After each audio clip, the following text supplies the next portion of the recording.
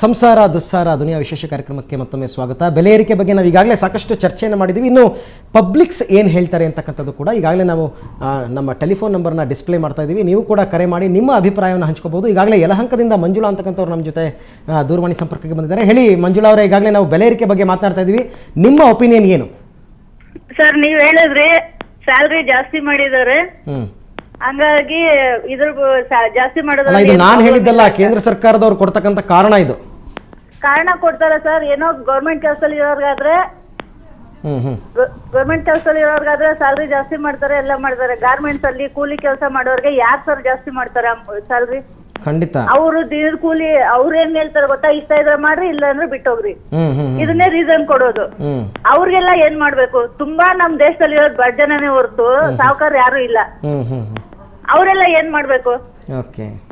ಇವಾಗ ಪೆಟ್ರೋಲ್ ಎಲ್ಲ ಜಾಸ್ತಿ, ಬೇಜಾನ್ ಜನ ಸೇಲ್ಸ್ ಮ್ಯಾನ್ ಅವರು ಇವರು ಇದಾರೆ, ಅವರೆಲ್ಲ ಡೈಲಿ ಗಾಡಿ ಉಪಯೋಗಿಸ್ಲೇಬೇಕು. ಅವ್ರ ದಿನಕ್ಕೆ ಏನಿಲ್ಲ ಅಂದ್ರೆ ಒಂದ್ 2-3 ಲೀಟರ್ ಪೆಟ್ರೋಲ್ ಹಾಕ್ಲೇಬೇಕು. ಅಂತವ್ರಿಗೆ ಈ ತರ ಮಾಡ್ಬಿಟ್ರೆ ಎಷ್ಟು ಪ್ರಾಬ್ಲಮ್ ಆಗುತ್ತೆ. ಇದೆಲ್ಲ ವೋಟ್ ಕೇಳೋದಕ್ಕೆ ಅಂತ ಚುನಾವಣೆ ಟೈಮ್ನಲ್ಲಿ ರಾಜಕಾರಣಿಗಳು ಬರ್ತಾರಲ್ಲ, ಅವರ ಭಾಷಣ ಕೇಳಿ ಚಪ್ಪಾಳೆ ತಟ್ಟದಂಗಲ್ಲ, ಇಂಥ ಪ್ರಶ್ನೆಗಳನ್ನ ಅವ್ರು ಕೇಳಬೇಕು ಸರ್.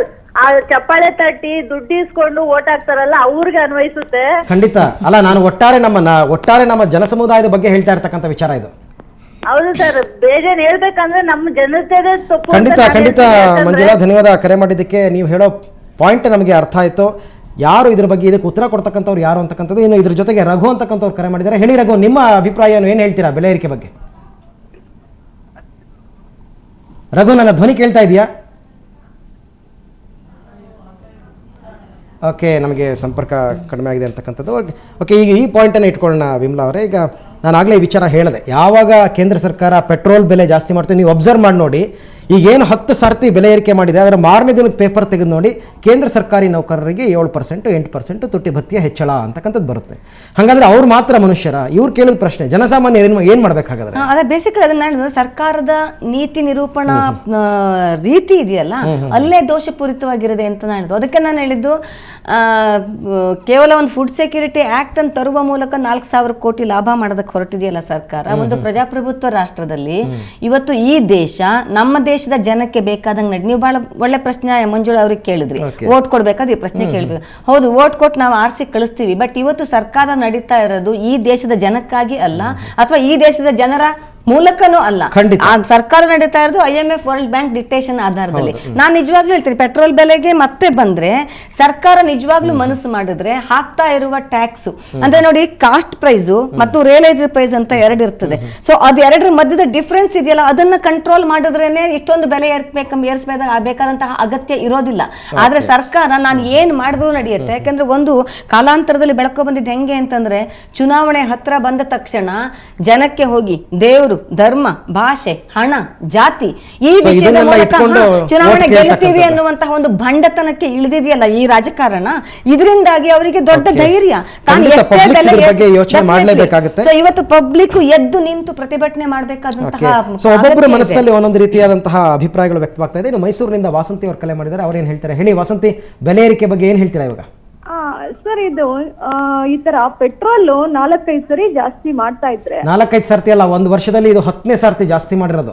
ಇಷ್ಟು ಸರಿ ಜಾಸ್ತಿ ಮಾಡಿದ್ರೆ ನಮ್ಮ ಆಫೀಸ್ ಅಲ್ಲಿ ನಮ್ದೊಂದು ಡಿಸ್ಟ್ರಿಬ್ಯೂಷನ್ ಇದೆ, ನಮ್ಮ ಹತ್ರ 50 ಜನ ಕೆಲಸ ಮಾಡ್ತಾ ಇದಾರೆ. ಪ್ರತಿಯೊಬ್ಬರಿಗೂ ತುಂಬಾ ಕಷ್ಟ ಆಗ್ತದೆ. ನಾವ್ ಇವಾಗ 3,500ದಿಂದ 10,000ವರೆಗೂ ಸಂಬಳ ಕೊಡ್ತೀವಿ. ಅವರು ಈ ತರ ಪೆಟ್ರೋಲ್ ಜಾಸ್ತಿ ಆಗ್ತಾ ಇದ್ರೆ ಪ್ರತಿಯೊಂದು ಬೆಲೆ ಕೂಡ ಜಾಸ್ತಿ ಆಗತ್ತೆ. ಪಾಪ ಅವರು ನಾವು ಕೊಡೋ ಸಂಬಳದಲ್ಲಿ ಏನ್ ಮಾಡ್ಬೇಕು? ಅವರು ಈ ರಾಜಕಾರಣಿಗಳು ಹೋಗಿ ಅಲ್ಲಿ ಇಲ್ಲಿ ಆ ಕುಣಿತ ಈ ಕುಣಿತ ಏನೇನೋ ಮಾಡ್ಕೊಂಡು ಅವ್ರಿಗೆ ಬೇಕಾದಂಗೆ ಅವ್ರು ಇಷ್ಟ ಬಂದಂಗೆ ಮಾಡ್ತಿದಾರಲ್ಲ, ಇದ್ರ ಬಗ್ಗೆ ನಾವ್ ಯಾರನ್ನ ಕೇಳ್ಬೇಕು? ಯಾರ ಜೊತೆ ನಾವು ಹೋರಾಡ್ಬೇಕು ಇದ್ರ ಬಗ್ಗೆ? ಬಹುತೇಕ ನಿಮ್ಮ ಪ್ರಶ್ನೆಯನ್ನ ಕೇಳಿ ಕೇಳಿ ಕೇಳಿ ಕೇಂದ್ರ ಸರ್ಕಾರದವರು ಕೈ ತೊಳ್ಕೊಂಡ್ಬಿಟ್ಟಿದ್ದಾರೆ. ಪೆಟ್ರೋಲ್ ರೇಟ್ ಜಾಸ್ತಿ ಮಾಡೋದಕ್ಕೂ ನಮಗೂ ಸಂಬಂಧ ಇಲ್ಲ, ಅದೇನಿದ್ರು ಆಯಿಲ್ ಕಾರ್ಪೊರೇಷನ್ ಅವ್ರು ಜಾಸ್ತಿ ಮಾಡ್ತಾರೆ, ಅದು ಇಂಟರ್ನ್ಯಾಷನಲ್ ಮಾರ್ಕೆಟ್ ಅಲ್ಲಿ ಜಾಸ್ತಿ ಆದ್ರೆ ಜಾಸ್ತಿ ಆಗುತ್ತೆ ಅಂತ ಅಂದ್ಬಿಟ್ಟು. ಸೊ ಇದಕ್ಕೆ ಉತ್ತರ ಕೊಡೋರು ಯಾರು ಅಂತಕ್ಕಂಥ ಪ್ರಶ್ನೆ ನಮ್ಮಲ್ಲೂ ಇದೆ. ಹಾಗಾದ್ರೆ ಅವ್ರ ಜೊತೆ ಕೈ ಜೋಡಿಸ್ತಾ ಇರೋದು ಇದು.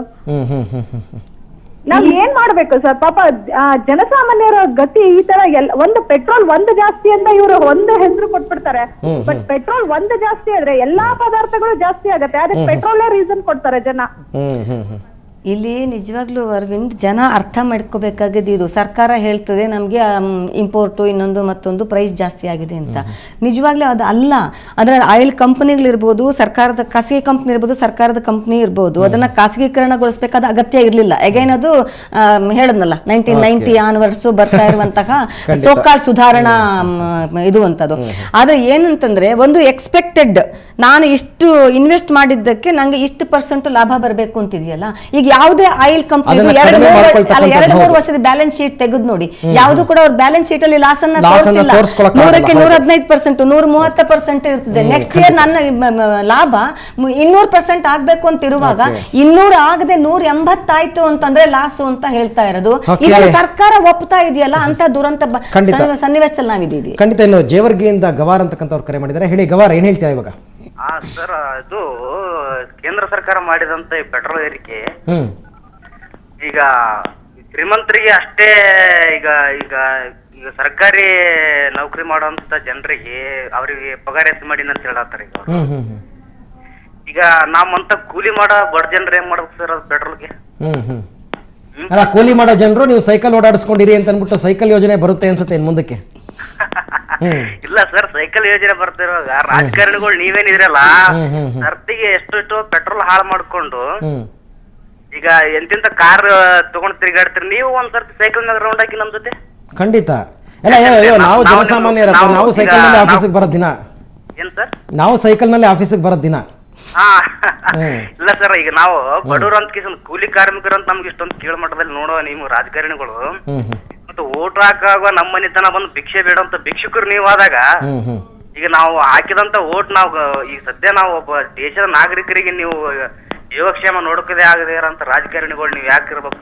ಖಂಡಿತ ಗವಾರ್, ತುಂಬಾ ಒಳ್ಳೆ ಪ್ರಶ್ನೆಯನ್ನ ಕೇಳಿದ್ರಿ. ಬಹುತೇಕ ಈ ಕಾರ್ಯಕ್ರಮವನ್ನು ನೋಡ್ತಾ ಇದ್ದಂತಹ ರಾಜಕಾರಣಿಗಳಿಗೆ ನಿಜವಾಗ್ಲೂ ಆತ್ಮಸಾಕ್ಷಿ ಅನ್ನೋದು ಇದ್ದಿದ್ರೆ ಆದ್ರೆ ಅವರ ಮನಸ್ಸಿಗೆ ಈ ಮಾತುಗಳು ಮುಟ್ಟಿರ್ತವೆ. ನಿಮ್ಮ ಪ್ರಶ್ನೆಗೆ ಅವರ ಮನಸ್ಸಿನಲ್ಲಿ ಉತ್ತರ ಬಂದಿರುತ್ತೆ. ಥ್ಯಾಂಕ್ ಯು ಗವಾರ್, ಕಾಲ್ ಮಾಡಿದ್ದಕ್ಕೆ. ನಮ್ಮ ಕಾರ್ಯಕ್ರಮದ ಕೊನೆಯ ಹಂತಕ್ಕೆ ಬಂದ್ಬಿಟ್ಟಿದ್ದೀವಿ. ಮುನಿಯಪ್ಪನವರು, ನೀವು ಹೇಳೋ ಪ್ರಕಾರ ಈಗ ನಿಮ್ಮ ಪಕ್ಷದ ವತಿಯಿಂದ ಈಗ ಬೆಲೆ ಏರಿಕೆಗೆ ಸಂಬಂಧಪಟ್ಟಂತೆ ಸಾಕಷ್ಟು ಪ್ರೊಟೆಸ್ಟ್ ಅದು ಇದು ಏನು ಯೋಜನೆಗಳನ್ನ ಹಮ್ಮಿಕೊಂಡಿದ್ದೀರಾ? ಸರ್, ಈಗಾಗಲೇ ನಾವು ಆಲ್ ಓವರ್ ಇಂಡಿಯಾ ಎಲ್ಲ ಜಿಲ್ಲಾ ಮತ್ತು ರಾಜ್ಯ ಮಟ್ಟದಲ್ಲಿ ಮತ್ತು ಅಸೆಂಬ್ಲಿ ಮಟ್ಟದಲ್ಲಿ ಕೂಡ ಚಳುವಳಿಯನ್ನ ಮಾಡ್ತಾ ಇದ್ದೀವಿ. ಖುದ್ದಾಗಿ ನಮ್ಮ ಸರ್ಕಾರ UP ಇರೋದ್ರಿಂದ ಅಲ್ಲಿ ಸೇಲ್ ಟ್ಯಾಕ್ಸ್ ರಾಜ್ಯ ಸರ್ಕಾರ ಹಾಕಿಲ್ಲ.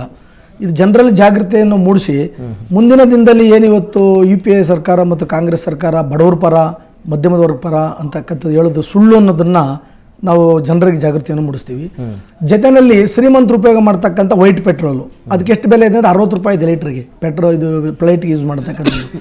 ಆದರೆ ಬಡವರು ಶೇಕಡ 80ರಿಂದ 90% ಉಪಯೋಗ ಮಾಡ್ತಕ್ಕಂಥ ಡೀಸೆಲ್ಲು, ಪೆಟ್ರೋಲು ಮತ್ತು ಸೀಮೆಣ್ಣೆ ಮತ್ತು ಗ್ಯಾಸ್ ಸಿಲಿಂಡರ್ ಬೆಲೆಯನ್ನು ಜಾಸ್ತಿ ಮಾಡಿ ಇದ್ರ ವಿರುದ್ಧವಾಗಿ ಚಳವಳಿ ಮಾಡಿ ಅಂತ ಹೇಳಿದ್ರೆ ಕಾಂಗ್ರೆಸ್ನವರು ನಮ್ಮ ನಡೆಗೆ ಮತ್ತು ಜನರ ಕಡೆಗೆ ಅಂತ ಹೊರಟಿದ್ದಾರೆ. ಜನರಿಗೆ ಬಹಳಷ್ಟು ಮೋಸ ಮಾಡಿಬಿಟ್ಟು ಇಲ್ಲ, ಈಗ ಬೇರೆ ಪಕ್ಷದವ್ರ ವಿಚಾರ ಬೇಡ, ನೀವು ಮಾಡ್ಕೊಂಡು ನಾವು ಚಳವಳಿಯನ್ನು ಕಂಟಿನ್ಯೂ ಮಾಡ್ತೀವಿ. ಓಕೆ ವಿಮಲಾ ಅವರು, ಕೊನೆಯದಾಗಿ ಏನು ಹೇಳ್ತೀರಾ? ಈಗ ಅಫ್ಕೋರ್ಸ್ ಜನವಾದಿ ಮಹಿಳಾ ಸಂಘಟನೆಯಿಂದ ಇಂತಹ ಇಶ್ಯೂಗಳನ್ನ ಇಟ್ಕೊಂಡು ನಾವು ಹುಟ್ಟಿದ ದಿವಸದಿಂದನೂ ಹೋರಾಟನೇ ಮಾಡ್ತಾ ಬಂದಿದ್ದೀವಿ. 90ರ ದಶಕದ ನಂತರ ಅಂತೂ ಜಾಗತೀಕರಣ, ಉದಾರೀಕರಣ, ಮಹಿಳೆಯರ ಬದುಕಿಗೆ ಎಷ್ಟು ದುಸ್ತರ ಆಗತ್ತೆ ಅನ್ನೋದನ್ನ ಹೋರಾಟ ಮಾಡ್ತಾನೆ ಬಂದಿದ್ದೀವಿ. ಈ ತಕ್ಷಣದ ಇವತ್ತಿನ ಬೆಲೆ ಏರಿಕೆ ಇದೆಯಲ್ಲ, ಇವತ್ತು ಸಂಜೆ ನಾವು 4 ಗಂಟೆಗೆ ರಾಜ್ಯದಾದ್ಯಂತ ಜನವಾದಿ ಮಹಿಳಾ ಸಂಘಟನೆ ಪೆಟ್ರೋಲ್ ಪ್ರೈಸ್ ವಿರುದ್ಧ ಹೋರಾಟವನ್ನ ಮಾಡ್ತಾ ಇದೆ. ಬೆಂಗಳೂರಲ್ಲೂ ಮಾಡ್ತಾ ಇದೆ. ನನ್ನ ಕಳಕಳಿಯ ವಿನಂತಿ ಜನರಿಗೆ, ಕೇವಲ ಮನೆಯಲ್ಲಿ ಕೂತ್ಕೊಂಡು ಅಕ್ಕಪಕ್ಕದಲ್ಲಿ ಅಯ್ಯೋ ಹೀಗಾಗೋಯ್ತು ಅನ್ನೋದ್ರ ಬದಲು ಬೀದಿಗಿಳಿದು ಪ್ರತಿಭಟನೆ ಮಾಡ್ಲಿಕ್ಕೆ ತಯಾರಾಗಬೇಕು.